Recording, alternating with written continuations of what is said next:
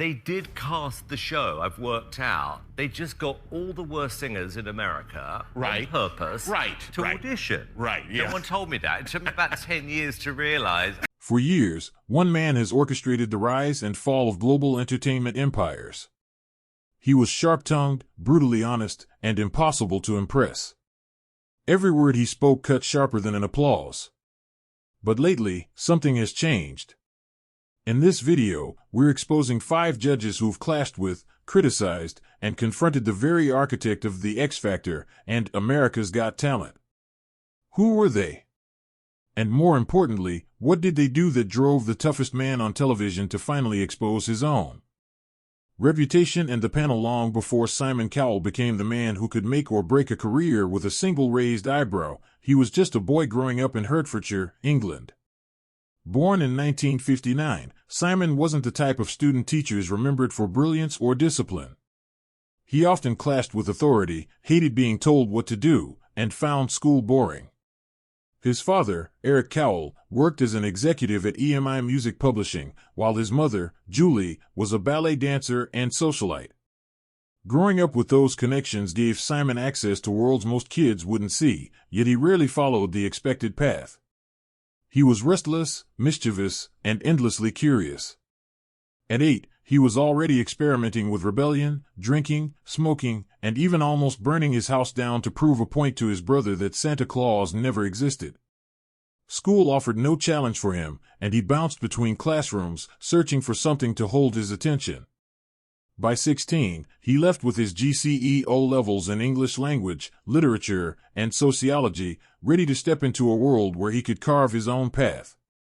That early energy, the refusal to settle, and the drive to question everything became the foundation of a man who would reshape entertainment forever.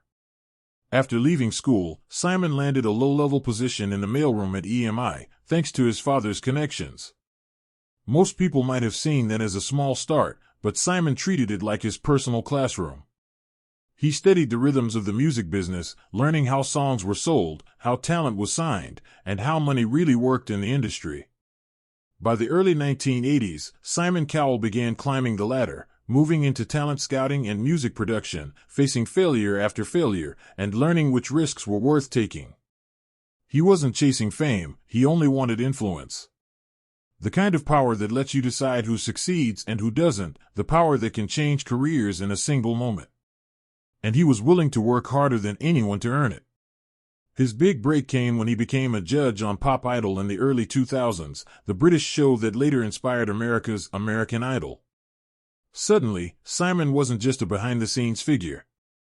He was in front of millions every week, delivering brutally honest critiques that either crushed dreams or created stars. This reputation made him irresistible to producers, and immediately, Simon Cowell realized that the potential wasn't just in finding singers, it was in creating personalities, tension, and stories that audiences couldn't look away from.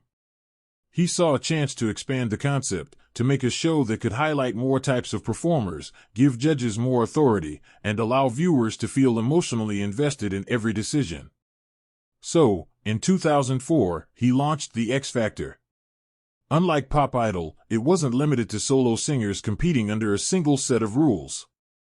Simon introduced multiple categories, including boys, girls, over 25s, and groups, with each assigned to a judge who would mentor their contestants. This move changed everything because it was very strategic. By giving judges ownership of their groups, Cowell created a system where personality, mentorship, and competition were all intertwined. The drama wasn't just in the auditions anymore. It was now in the relationships between judges, the stakes for contestants, and the moments that made viewers lean in, anticipating the next twist. Then, 3 years later, Simon Cowell launched Britain's Got Talent and expanded that influence. This time around, he wasn't searching for singers solely. The show welcomed dancers, magicians, comedians, and acts nobody even expected. The panel became the narrative, the auditions were theater, and Simon's reactions set the pace. In these evolving shows, Simon Cowell's blunt honesty became his signature.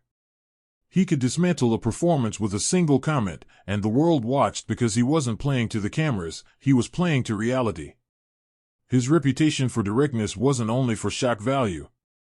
It was a tool, a way to maintain authority in a world where producers, contestants, and audiences all had opinions. Every gesture, every word, reinforced the power he held over the stage, the show, and the career of anyone who dared to step in front of him. By the time Simon Cowell was firmly established on these panels, he wasn't just a judge. He was a force shaping the rules of modern talent television. He redefined how shows could be structured, how talent could be discovered, and how judges could influence not only the contestants but the entire industry. The restless kid from Herefordshire, who grew bored of school and early routines, had found a stage vast enough to match his vision. And that power came with choices and opinions that not only entertained but also started to stir controversy among the people sitting beside him. Everyone thinks the judge's chair is a seat of authority, but what happens when the authority itself is challenged? Well, not every voice in the panel earned Simon's respect. Who crossed the line, and why did it matter so much to him? Paula Abdul, the intimate tension scandal. Let's begin with the woman who, according to Simon himself, couldn't even share an aircraft with him. Paula Abdul wasn't just any judge. She was the original female voice on American Idol alongside Simon and Randy Jackson, the dream team that catapulted the show to unprecedented heights from 2002 to 2010. When Paula Abdul joined American Idol in 2002, few expected the pop star and choreographer to become one of television's most memorable judges. She wasn't a stranger to fame. Paula had already danced her way through the 1980s and early 90s, choreographing music videos for Janet Jackson and the Jacksons before launching her own chart-topping music career. What made her story stand out was how she pivoted from the stage to a TV panel where the world would watch her every reaction. And sitting next to her was Simon Cowell, a man known for cutting through dreams with a single sentence. From the very beginning, Paula and Simon were a strange match. She was warm and empathetic, he was sharp-witted and pure calculation. Together, they became the center of a cultural phenomenon that no one could look away from. Paula encouraged contestants to believe in themselves, while Simon, on the other hand, reminded them why they shouldn't. The mix was chaotic, emotional, and strangely magnetic. What viewers saw every week was just a talent show. However, beneath the glamorous facade of four judges critiquing talent, something far more uncomfortable was brewing. In a jaw-dropping 2011 interview with Barbara Walters, this wasn't constructive criticism or a creative direction. This was blatant ageism from one of television's most influential figures. In a 2024 appearance on Celebrity Big Brother, Sharon opened up about the deep wound this caused. She revealed to fellow X Factor alumnus Lewis Walsh that she felt furious and fuming about being dropped from the X Factor season that eventually never happened. The sequence of events created a perfect storm of professional betrayal. But Sharon's grievances extended far beyond this single incident. She went on record claiming that the entire environment at the X Factor and America's Got Talent operated as a boys' club where the boys take care of each other, and the women are not paid as much as the men. What was even more damning is the fact that Sharon suggested that Simon had orchestrated feuds between female judges, particularly between herself and Dani Minogue, to create dramatic television moments. On The Talk in 2017, Sharon called Simon snotty and claimed he only surrounds himself with his little posse of close friends. She even branded him weird in interviews, revealing that she hadn't maintained contact with him. Most tellingly, when asked if she'd ever work with him again, Sharon declared she wouldn't do it for all the money in the world. Sharon's description of their relationship became increasingly harsh. At one point she said, "No disrespect to Simon Cowell, but he needed me for musical credibility on X Factor, and I delivered for him." The tension between them may have faded, but the echo of their fallout still lingers whenever the X Factor is mentioned. Because long after the cameras stopped rolling, the question remained, was their connection ever real, or was it another great performance meant for TV? By now, Simon had faced every kind of personality at the judges' table, except one woman who could match his bite, word for word, and right in front of millions. Mel B. The drink-throwing incident and ongoing tensions. Mel B. had already lived more than most before she ever took a seat at the judges' table. Known to the world as the bold, fierce force from the Spice Girls, Melanie Brown transformed her career from chart-topping pop star to television personality whose presence filled the room. When she joined America's Got Talent, it wasn't to blend in. Mel B came with presence, with personality, with power. She knew how to command a stage, and she didn't back down from anyone, not even Simon. By all accounts, their professional relationship seemed functional, if not warm. But in August 2017, something shifted dramatically. After a performance that didn't impress him, he turned to Mel and said, "I kind of imagined this would be like Mel B's wedding night. A lot of anticipation, not much promise or delivery." It was meant as humor, but Mel B wasn't in a laughing mood. Emotionally vulnerable and raw, Mel B responded to Simon's quip by throwing her drink directly at him. This wasn't a dramatic overreaction in isolation. According to Mel B, the comment was the last straw on a particularly emotional evening. She explained, "Evie Claire really made me cry because it made me think about my dad, and my dad recently passed from cancer also, after an almost 89-year struggle. So a story like that from such a young girl really touches my heart. She just sounded so beautiful, and I couldn't stop crying, so I went from that to Simon saying something so rude and inappropriate." While host Tyra Banks attempted to minimize the incident by suggesting Simon teases Mel B as if she were his younger sister, the reality was far more troubling. After the incident, Mel B even gave an interview where she said, "He should know, if you say something inappropriate, he's gonna get stuff thrown at him." In a friendly way. "I made sure there was no ice in it this time, just fizzy water."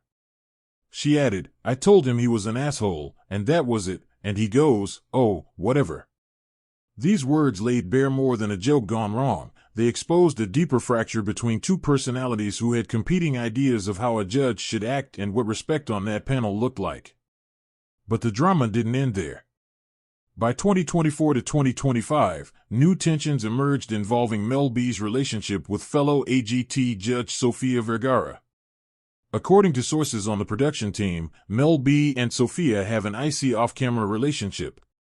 The Sun reported that during audition tapings in March, Mel B barely acknowledged Sofia and wouldn't make eye contact with her.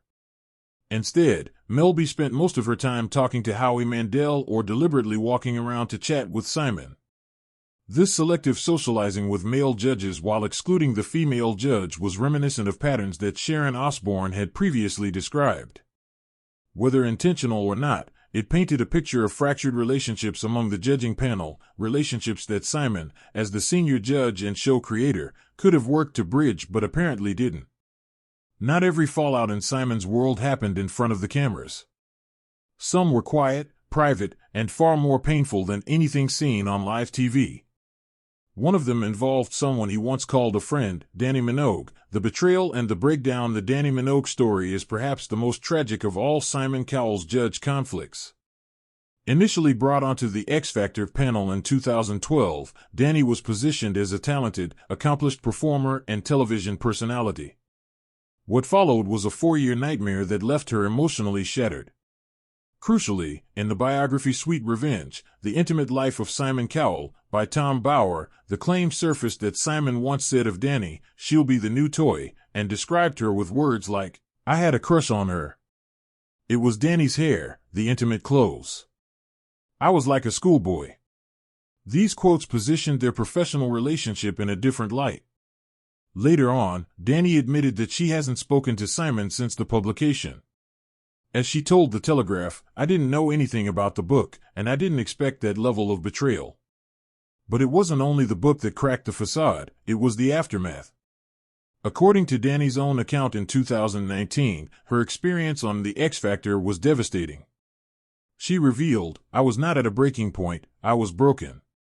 That's not hyperbole, it is a public declaration of psychological damage caused by the working environment Simon Cowell helped create. The core of Dani's suffering stemmed from her relationship with Sharon Osbourne, who had a documented history of tension with her. But the critical detail is that Sharon's public attacks on Dani didn't happen in a vacuum. They happened within a show that Simon controlled. And according to Dani, there were individuals conspiring to make that happen, with her suffering providing entertainment value. In her autobiography, Dani described the experience as brutal. "Boy, did it get rough. I had to put up with insults flying at me both on and off screen. When I sat on the judging panel next to Sharon each Saturday, having seen her publicly destroy me on yet another television show or